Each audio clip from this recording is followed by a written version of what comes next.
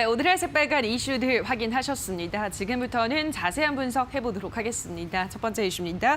이달 들어서 개인과 기관의 수급 대결이 지속되고 있습니다. 이달에 개인은 4조 원대를 순매수한 데 반해서 기관은 4조 원대를 매도했다고 하는데요. 특히 기관 중에서 금융투자 연기금이 1조 원 넘는 매물을 쏟아내고 있습니다.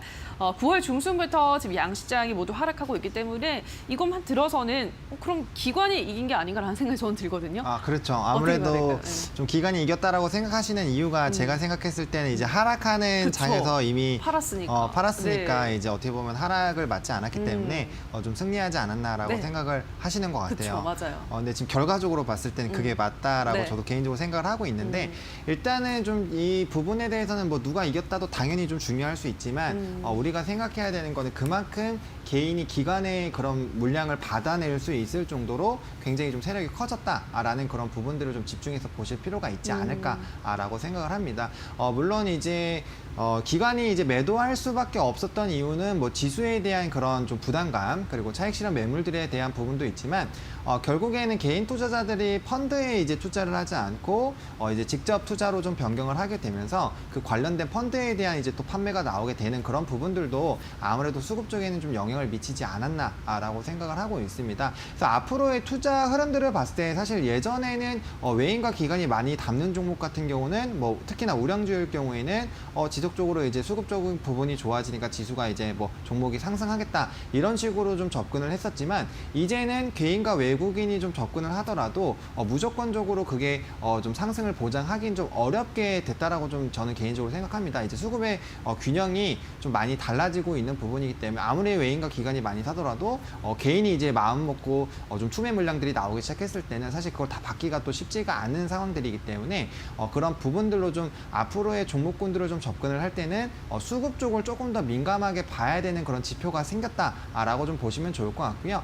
또 이제 기관과 이제 개인들의 이런 수급적인 부분들이 얘기가 나올 때 우리가 또 집중해 봐야 되는 거는 아무래도 이제 기관 투자자들 같은 경우는 일정한 뭐 투자 방법이 있을 것이고 그다음에 이런 정보도 좀 빠르게 얻게 됩니다. 그에 반해서 이제 개인 투자자들 같은 경우는 이렇게 좀 시장이 좀 어려워지거나 단기적으로 좀 심리적으로 힘든 상황이 됐을 때는 좀 투매들이 좀 빠르게 나올 수 있기 때문에 그런 이제 시황에 대한 그런 변화에도 조금 더 민감하게 반응을 해야 되지 않을까라고 생각을 하고 있고요. 그 이후에 여파들은 좀 너무나도 많이 될 수 있는 부분들이 있어서 일단은 뭐 미국 시장에서 부양책들이 어떻게 나오는지 그런 전반적으로 글로벌적으로 좀 수급에 대한 영향을 줄 수 있는 그런 부분들을 꼭 체크하시면서 좀 접근해 볼 필요가 있지 않을까. 그리고 앞으로 가면 갈수록 만기일에 대한 그런 수급적인 동향에서는 조금 더 체크를 해보자라고 말씀을 드리겠고요. 일단 개인들이 그만큼 이제 거래 대금이 높아졌다라는 것 자체는 이제 우리가 좀 지켜봐야 되는 부분들은 뭐 당연히 개인들이 강한 종목군들도 지켜봐야 되겠지만 최근에 증권주들이 좀 주가가 많이 상승했다가 좀 많이 눌렸습니다. 대표적으로 좀 키움증권을 좀 말씀을 드리면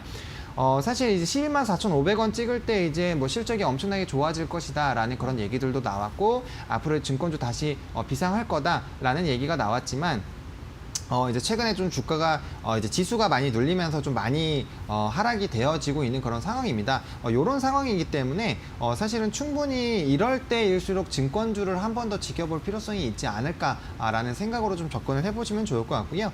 일단은 시장 자체가 단기적으로는 좀 어려운 상황이기 때문에 지금 바로 매수하시기보다는 뭐 키움증권으로 먼저 말씀드리면 일단 최소 120선 부분까지는 하방 열어 놓으시는 게 좋을 것 같고요. 그 아랫부분에서 이제 박스권 라인이 좀 나오고 있기 때문에 박스권 상단부터 매수를 들어가되 물량은 하단 부분에 좀 많이 담아 나가시는 그런 분할 매수 접근으로 좀 접근해 보면 좋지 않을까라고 말씀을 드리겠습니다. 그래서 단순히 수급적인 부분에서 이제 파생될 수 있는 부분들은 어떤 섹터가 있을까라고 한번 생각을 해보시고 그에 따라서 후발적으로 뭐 실적이 좋아지거나 아니면 연관되는 그런 기업들을 잘 노려보신다면은 이 안에서도 이런 수급 동향이 변하시는 그런 동향에서도 조금 옥석 종목들을 좀 찾아낼 수 있지 않을까라고 좀 정리를 해드려 보도록 하겠습니다.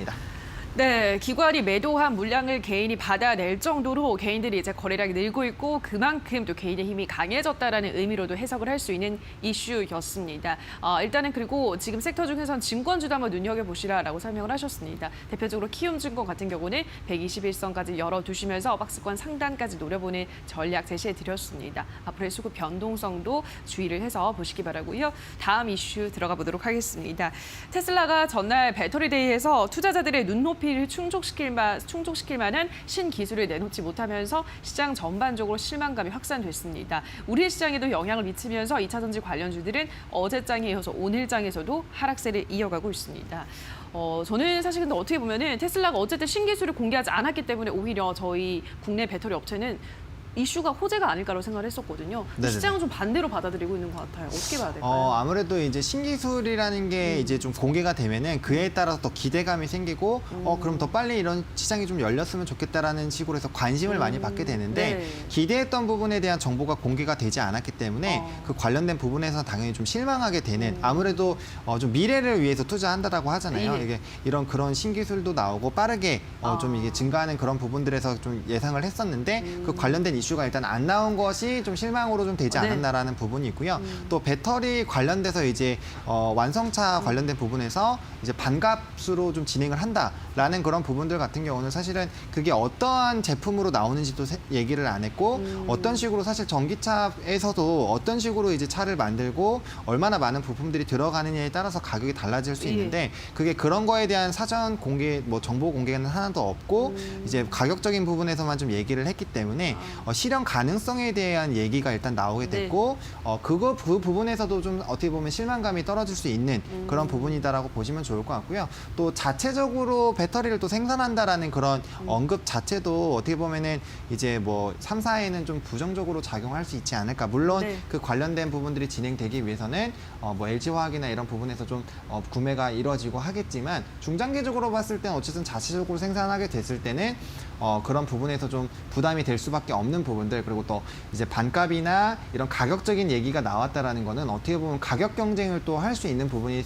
될 수 있는 부분인데, 대표적으로 가격 경쟁에서 굉장히 힘들었었던 게 이제 태양광 쪽의 폴리실리콘이라는 부분입니다. 가격 치킨 게임을 하고 나서 전 세계적으로 엄청나게 많이 있었던 그런 업체들이 다 무너지기 시작했고, 단가도 엄청나게 많이 하락해서 결과적으로는 뭐 주가도 뭐 거의 3분의 1 토막 날 정도로 많이 무너지게 되는 그런 흐름들이 있었습니다. 그래서 과거에 치킨 게임들이 일어났었던 그런 업종들 보면은 이제 생존하는 기업이 생기고, 아예 그 체계가 양강이 구도가 나오기 전까지는 굉장히 많은 하방이 나올 수가 있는 부분이기 때문에 그런 부분에서도 어떻게 보면은 이런 배터리에 대한 부담감이 또 나타나지 않을까라는 이런 좀 고민들도 있지 않았나라는 생각도 들고요. 일단 그 관련된 부분에서 좀 실망 매물들이 나오면서 주가가 하락한 부분도 있지만, 뭐 오늘까지 좀 하락한 그런 부분들은 솔직히 뭐 시장이 좋지 않기 때문에 그런 부분에서도 좀 부담이지 않았나라고 말씀을 드리겠습니다. 그래서 뭐 일단 관련주들 좀 살펴보면 대표적으로 뭐 LG화학이 될 수 있는데, LG화학 같은 경우는 저희가 이제 뭐 물적 분할 관련된 이슈를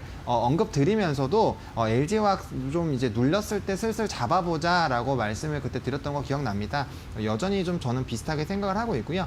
일단 지금 이제 61선까지 뚫고 내려왔기 때문에 횡보했었던 기간까지 좀 만약에 하방이 열린다고 하면 충분히 54만 원까지는 좀 빠질 수 있다라는 부분들이 있다라는 거, 그리고 단기적으로 투매 심리를 좀 이제 투자 심리를 좀 흔들 만한 이슈들이 계속적으로 나타나고 있기 때문에 그런 부분에서 단기적인 가격 조정은 나올 수 있겠다. 하지만 앞으로의 이런 시장이 커지는 부분이나 그다음에 그렇게 말한 부분이 테슬라가 말한 부분으로만 무조건 진행되긴 또 어려운 부분들이 있기 때문에 그런 좀 의혹이라든지 또 추가적인 새로운 이슈들이 발생이 되면서 다시 한번 좀 이제 스윙 측면으로 좀 접근해 보시는 게 맞지 않을까라고 생각이 들고 있는 상황이고요. 뭐 이제 완성차 업체들도 지금 주가들이 원래 잘 움직이다가 조금 조정이 나왔습니다. 아무래도 완성차 같은 경우는 또 이제 그 부분 그 이슈에서 뭐 원활하게 좀 회복되기 어려운 게 이제 가격적인 부분에서 이제 반값으로 좀 얘기한 부분들이 있기 때문에 그런 완성차 이제 출시된 완성차에 대한 가격도 좀 조정이 나와야 된다라는 그런 얘기가 나올 수 있고, 그 차에 대한 가격이 조정이 되면 당연히 실적에 대한 부담감이 될 수 있기 때문에